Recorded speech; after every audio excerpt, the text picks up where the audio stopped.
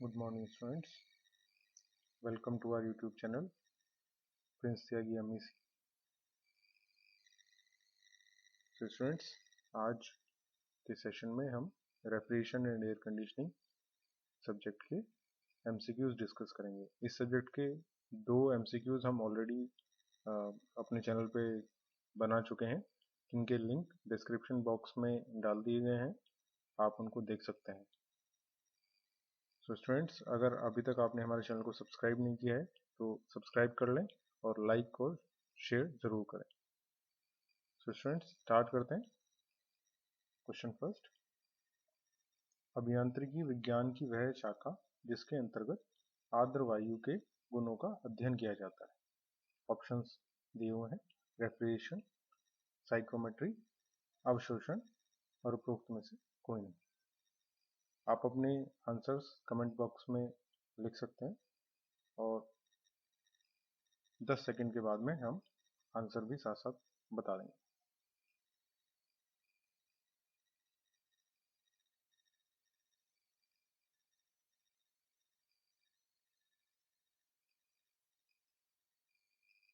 तो इसका सही ऑप्शन है साइक्रोमेट्री। साइक्रोमेट्री ब्रांच है, उसमें हम आर्द्र वायु यानी कि मॉइस्ट एयर का जो प्रॉपर्टीज हैं उनको डिस्कस करते हैं। नेक्स्ट, प्रति किलोग्राम शुष्क वायु में जल वाष्प की मात्रा को कहते हैं। ऑप्शंस हैं विशिष्ट आर्द्रता, ऑप्शन बी निरपेक्ष आर्द्रता, ऑप्शन सी सापेक्ष आर्द्रता और ऑप्शन डी उपरोक्त में से कोई नहीं।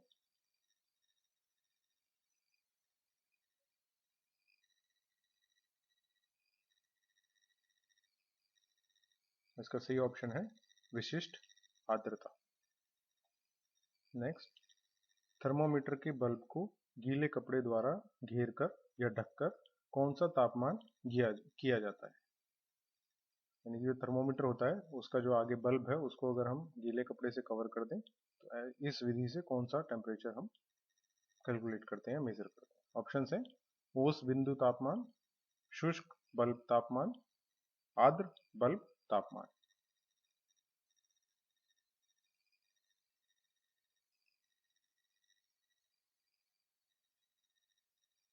और इसका सही ऑप्शन है ऑप्शन सी आर्द्र बल्ब तापमान। इसको हम WBT यानी कि वेट बल्ब टेम्परेचर भी कहते हैं। और अगर हम थर्मोमीटर के बल्ब पर गीला कपड़ा ना लगाएं तो उस कंडीशन में जो टेम्परेचर हमें मिलेगा वो होता है हमारा शुष्क बल्ब टेम्परेचर यानी कि DBT, dry bulb temperature. Next, संतृप्त वायु के लिए सापेक्ष आर्द्रता का मान होता है relative humidity of a saturated air. Options हैं 0%, option B 50%, option C 100%, option D उपरोक्त में से कोई नहीं।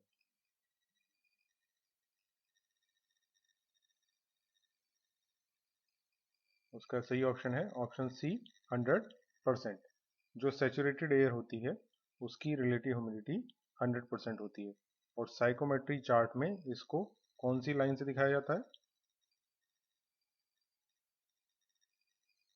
ये हमारी RH की लाइंस होती हैं। तो जो ये वाला लाइन है, जो सबसे पहले वाली जो लाइन है, इसको ये हमारी सैचुरेटेड एयर का RH दिखाती है और ये 100% होता है। नेक्स्ट, निम्न में से कौन सा तापन भार गणना का भाग है? ऑप्शन है संचरण ऊष्मा हानि, ऑप्शन बी सौर विकिरण, ऑप्शन सी आंतरिक ऊष्मा प्राप्त और ऑप्शन डी उपरोक्त सभी।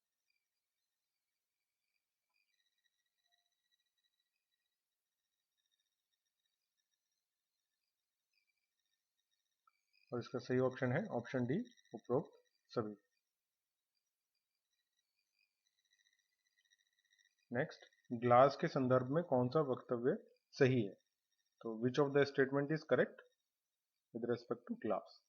छोटे तरंगदैर्घ्य के विकिरण को उच्च संचारित करने की क्षमता, लंबे तरंगदैर्घ्य के विकिरण को उच्च संचारित करने की क्षमता, छोटे तरंगदैर्घ्य के विकिरण को निम्न संचारित करने की क्षमता, और ऑप्शन डी है उपरोक्त में से कोई नहीं।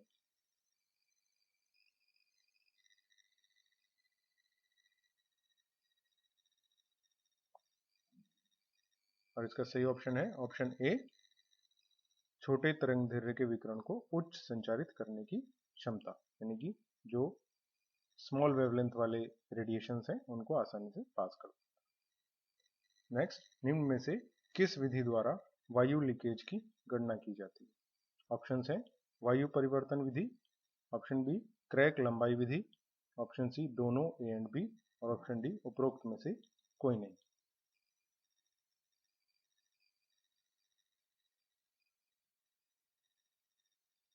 इसका सही ऑप्शन है ऑप्शन सी दोनों ए एंड बी।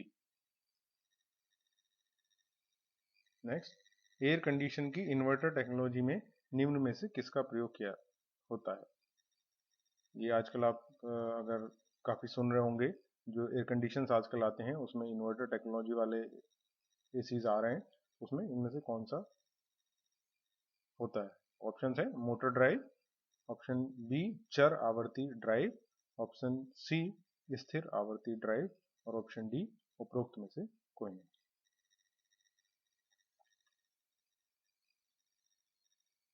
और इसका सही ऑप्शन है चर आवर्ती ड्राइव, इसको VFD भी बोलते हैं, जिसका फुल फॉर्म होता है वेरिएबल फ्रीक्वेंसी ड्राइव। नेक्स्ट, आर्द्र वायु निम्न में से किसका मिश्रण होता है? ऑप्शन है वायु और जलवाष्प, ऑप्शन बी शुष्क वायु और जलवाष्प, ऑप्शन सी वायु और अमोनिया वाष्प, और ऑप्शन डी उपरोक्त में से कोई नहीं। तो बहुत ही सिंपल क्वेश्चन है, बट बहुत ही इंपॉर्टेंट भी है। जो मॉइस्ट एयर है, मॉइस्ट एयर में क्या क्या चीजें होती हैं? और इसका सही ऑप्शन है ऑप्शन बी शुष्क वायु और जल वाष्प। नेक्स्ट, संतृप्त वायु के लिए इनमें से कौन सा ऑप्शन सही है? DPT is lesser than WBT, WBT is lesser than DBT, DPT is lesser than DBT, और ऑप्शन डी है DBT equal to WBT equal to DBT। यहाँ पे ये DBT नहीं है, इसकी जगह में DPT है, DPT। सो DBT है ड्राई बल्ब टेम्परेचर, WBT है वेट बल्ब टेम्परेचर, और DPT है ड्यू पॉइंट टेम्परेचर। और संतृप्त वायु के लिए जो सही ऑप्शन है वो है ऑप्शन डी, ये तीनों तापमान ही एक दूसरे के बराबर होते हैं।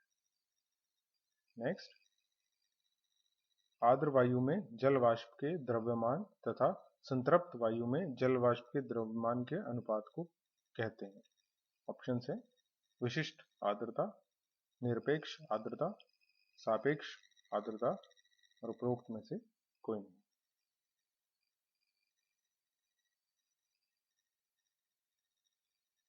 और इसका सही ऑप्शन है सापेक्ष आर्द्रता, जिसे हम रिलेटिव ह्यूमिडिटी भी कहते हैं, और शॉर्ट में इसको RH लिखा जाता है। नेक्स्ट, आदर्श बल्ब ह्रास होता है। ऑप्शन है शुष्क बल्ब तापमान माइनस आर्द्र बल्ब तापमान, ऑप्शन बी आर्द्र बल्ब तापमान माइनस शुष्क बल्ब तापमान, ऑप्शन सी ओस बिंदु तापमान माइनस आर्द्र बल्ब तापमान, और ऑप्शन डी उपरोक्त में से कोई नहीं।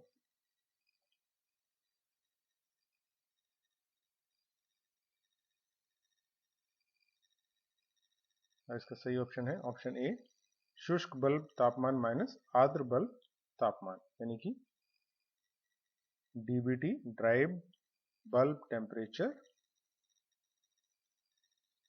Minus WBT। स्टूडेंट्स, हमारे चैनल पे RAC सब्जेक्ट के कंप्लीट सिलेबस के ऊपर हमने वीडियोस डाले हुए हैं, तो आप अपने कंसेप्ट्स को क्लियर करने के लिए उनको जरूर देखें। नेक्स्ट, वह ऊष्मा जिसके कारण किसी पदार्थ का तापमान परिवर्तित होता है। ऑप्शन है ज्ञेय ऊष्मा, ऑप्शन बी गुप्त ऊष्मा, ऑप्शन सी एंथैल्पी और ऑप्शन डी उपरोक्त में से कोई नहीं। तो हीट जिसके कारण टेम्परेचर चेंज होता है किसी भी बॉडी का, और इसका सही ऑप्शन है ऑप्शन ए ज्ञेय ऊष्मा। नेक्स्ट, आंतरिक ऊर्जा एवं प्रवाह ऊर्जा का योग कहलाता है। ऑप्शन है ज्ञेय ऊष्मा, गुप्त ऊष्मा, एंथैल्पी और उपरोक्त में से कोई नहीं।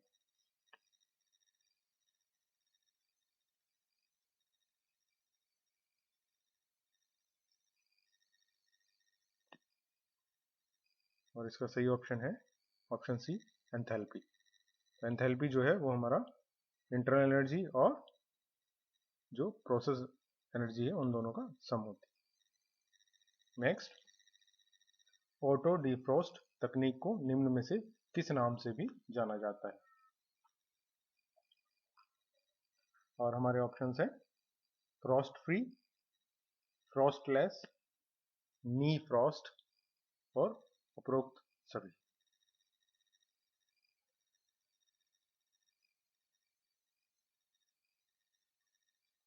और इसका सही ऑप्शन है ऑप्शन डी उपरोक्त सभी, यानी ऑटो डिफ्रॉस्ट को इन तीनों नाम से जाना जाता है। नेक्स्ट, दिए गए साइक्रोमेट्रिक चार्ट में शीतलन एवं निरार्द्रीकरण प्रक्रम किस रेखा से प्रदर्शित होता है? यानी कि कूलिंग और डीह्यूमिडिफिकेशन। तो ये हमारे पास यहाँ पे साइकोमेट्रिक चार्ट दिया हुआ है, उसमें ये सेंटर पॉइंट O है और ये प्रोसेस हमको दिखाए हुए हैं। तो इसमें से कौन से लाइन से हम शीतलन और निरार्द्रीकरण दिखा सकते हैं?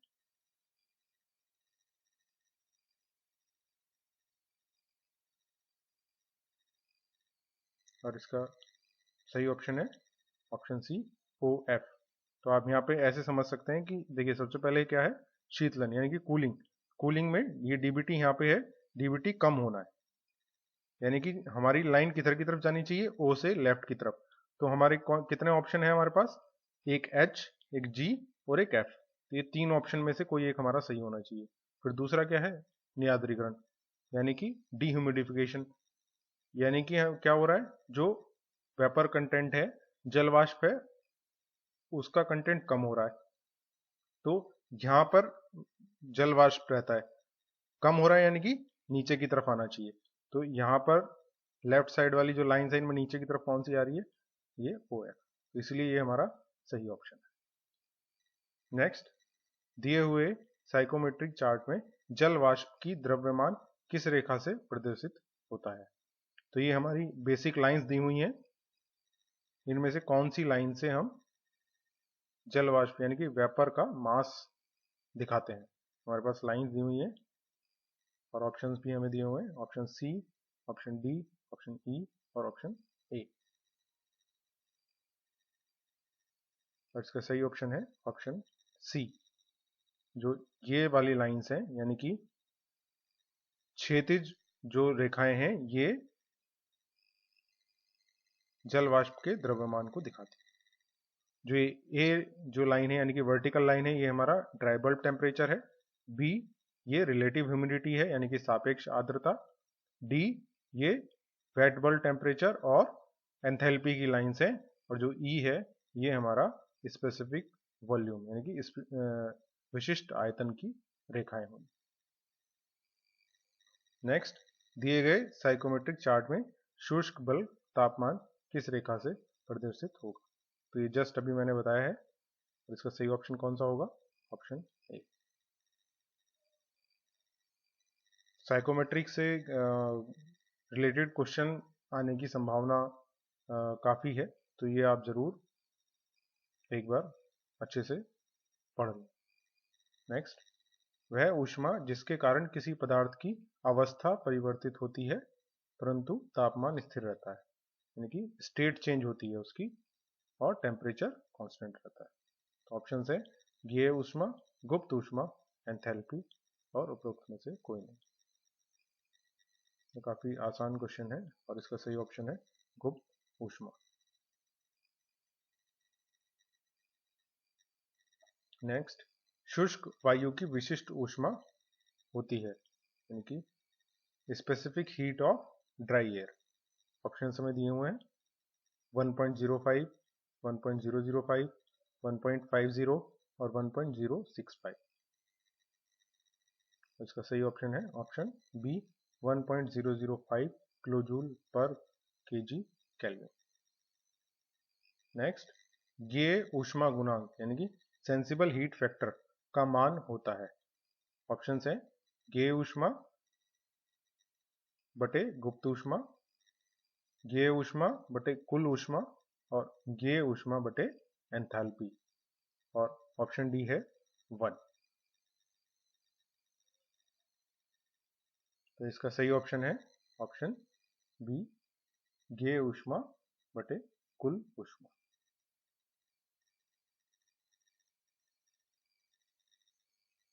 नेक्स्ट, वह तापमान जिस पर वायु का स्थिर दाब पर शीतलन करने से वायु में उपस्थित जल वाष्प का संघनन होता है, यानी कि कंडेंसेशन होता है। ऑप्शंस हैं ओश बिंदु तापमान, शुष्क बल्ब तापमान, आर्द्र बल्ब तापमान और उपरोक्त में से कोई नहीं। और इसका सही ऑप्शन है ऑप्शन ए ओश बिंदु तापमान। नेक्स्ट, निम्न में से किस विधि में भोजन को कम तापमान पर ठंडा करने के लिए उच्च वेगों पर हवा को प्रवाहित किया जाता है, क्योंकि हाई वेलोसिटी एयर को यूज करते हैं। ऑप्शंस हैं इवेपोरेटिव कूलिंग, वायु कूलिंग, ब्लास्ट कूलिंग और उपरोक्त में से कोई नहीं।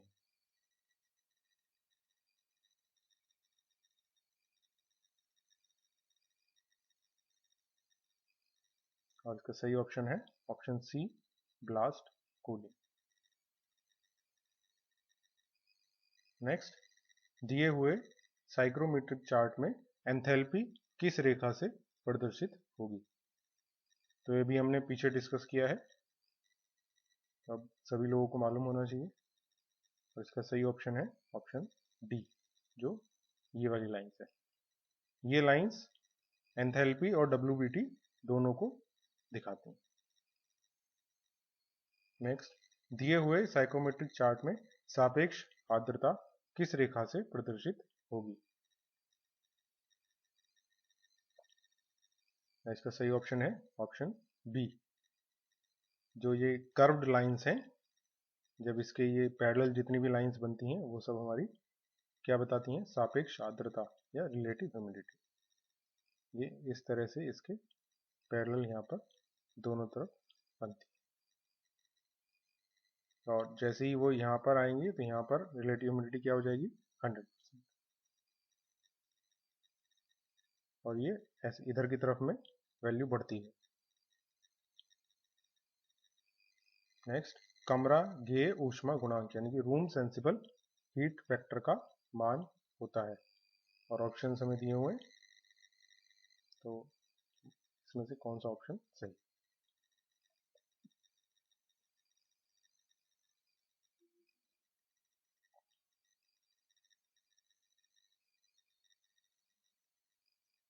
तो इसका सही ऑप्शन है ऑप्शन डी कमरा गेय ऊष्मा बटे कुल कमरा ऊष्मा।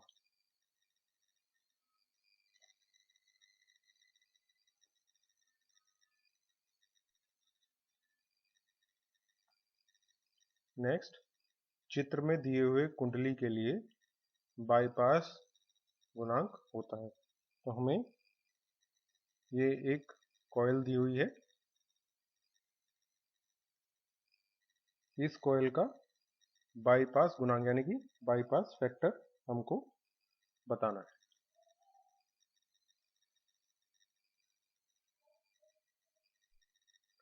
ये जो एयर आ रही है उसका टेम्परेचर है T1,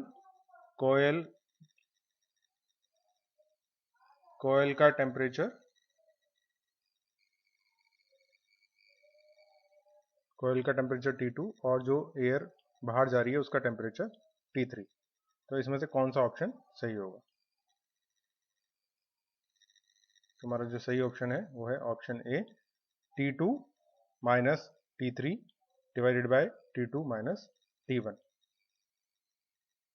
यानी कि जो एक्चुअल हमारा टेम्परेचर एयर का कहाँ तक जाना चाहिए था T2 तक, लेकिन कहाँ तक गया? T3। तो जो इन दोनों का डिफरेंस है उसको हम डिवाइड करेंगे T2 में से T1 के डिफरेंस से। नेक्स्ट, साइकोमीटर चार्ट पर अलाइनमेंट सर्कल कहाँ प्रदर्शित किया जाता है? ऑप्शंस हैं 20 डिग्री सेल्सियस DBT और 50% RH, 26 डिग्री सेल्सियस DBT और 50% RH, 30 डिग्री सेल्सियस DBT और 60% RH, 30% डिग्री सेल्सियस DBT और 40% RH।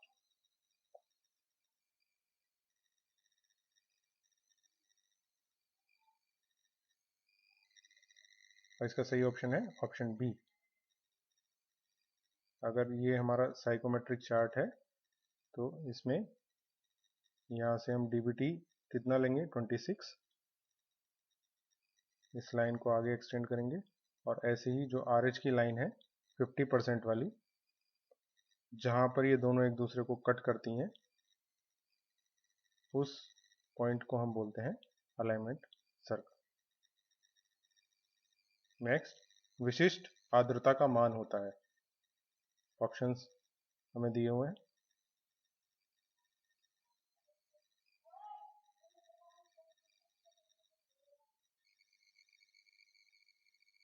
और इसका सही ऑप्शन है option A, 0.622 multiply by PV upon PT minus PV। यहाँ पे PV क्या है?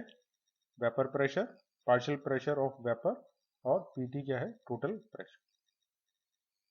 नेक्स्ट, विद्युत उपकरणों पर लगी स्टार रेटिंग क्या प्रदर्शित करती है? आपने देखा होगा कि आजकल जो इलेक्ट्रॉनिक डिवाइसेस आते हैं, जैसे आपका AC है, फ्रिज है, आजकल पंखे भी आते हैं जिन पर स्टार रेटिंग होती है, 4 स्टार, 5 स्टार, 3 स्टार। तो उससे हमें क्या पता लगता है?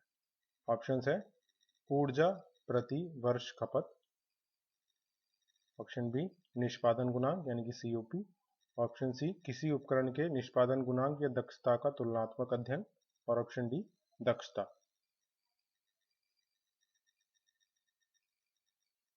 और इसका सही ऑप्शन है ऑप्शन सी। ये हमें किन्हीं दो डिवाइसेस के कंपैरिजन के लिए काम आता है। अगर किसी डिवाइस की रेटिंग 4 है तो वो 2 स्टार रेटिंग वाली डिवाइस से बेहतर होगा। सो स्टूडेंट्स, आज के सेशन में इतना ही। थैंक यू फॉर वॉचिंग, और हमारे चैनल को सब्सक्राइब करिए, लाइक करें और शेयर करें। And best of luck for your exams. साथ ही अगर आप इन क्वेश्चंस को PDF फॉर्म में चाहते हैं तो हमारे टेलीग्राम चैनल पर आप जुड़ सकते हैं। प्रिंस त्यागी MEC सर्च करके आप हमारे टेलीग्राम चैनल को ज्वाइन कर सकते हैं। Thank you.